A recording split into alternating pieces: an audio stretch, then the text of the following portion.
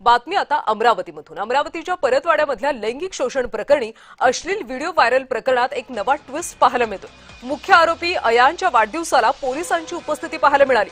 पोलिसांच्या उपस्थितीमध्ये भर रस्त्यात फटाके फोडत केक कापण्यात आला। पोलिसांनी अयान अहमदला केक सुद्धा भरवला होता। वाढदिवसाला अयानच्या टी शर्टवर बॉस असा उल्लेख पाहायला मिळाला। आणि या सगळ्या संदर्भात आपण अधिकचे अपडेट्स घेऊयात आमचे प्रतिनिधी सुरेंद्र अकोडे यांच्याकडून।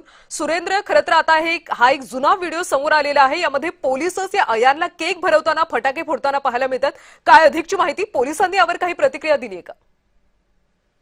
नक्कीच, खरं तर अयान या प्रकरणामध्ये आतापर्यंत पोलिसांनी 8 आरोपींना ताब्यात घेतला आहे आणि यामध्ये आता एक नवीन ट्विस्ट जो आहे तो समोर आला आहे। अयानचा एक रात्रीचे 12 वाजताचा व्हिडिओ जो आहे तो वाढदिवस साजरा करताना या ठिकाणी मोठ्या प्रमाणात व्हायरल होतोय। तो जयमाच्या हाती सुद्धा लागला। या व्हिडिओमध्ये अयान रात्रीचे 12 वाजता आपला वाढदिवस चौकात आपला वाढदिवस साजरा करताना त्याच्या मित्रमंडळी सोबत दिसतोय।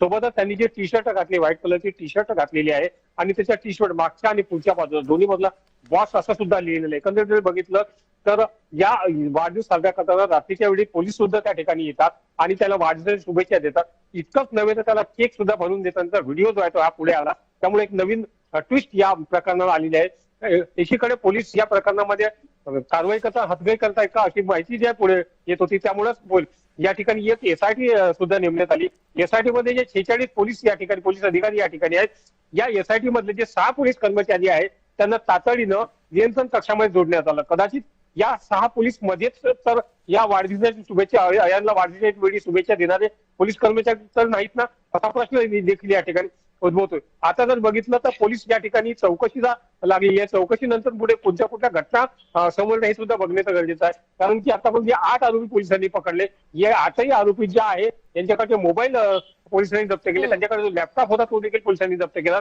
त्यांचे हार्ड डिस्क जे आहे ते त्यांच्याकडे जे भेटले ते सुद्धा पोलिसांनी घेतले आणि मोबाईल मध्ये संपूर्ण डाटा जो आहे तो डिलीट करण्यात आला। ते सायबर शाखेच्या माध्यमातून हा डाटा रिकव्हर करण्याचं काम जे आहे ठिकाणी पोलीस करतात। त्यामुळे आणखी यामध्ये आरोपीची संख्या देखील वाढू शकतात। नक्कीच सुरेंद्र, त्यामुळे या सगळ्या प्रकरणात आता पोलीस तपास नेमका कशा पद्धतीने करतात हे पाहणं महत्त्वाचं आहे। धन्यवाद सुरेंद्र माहितीसाठी।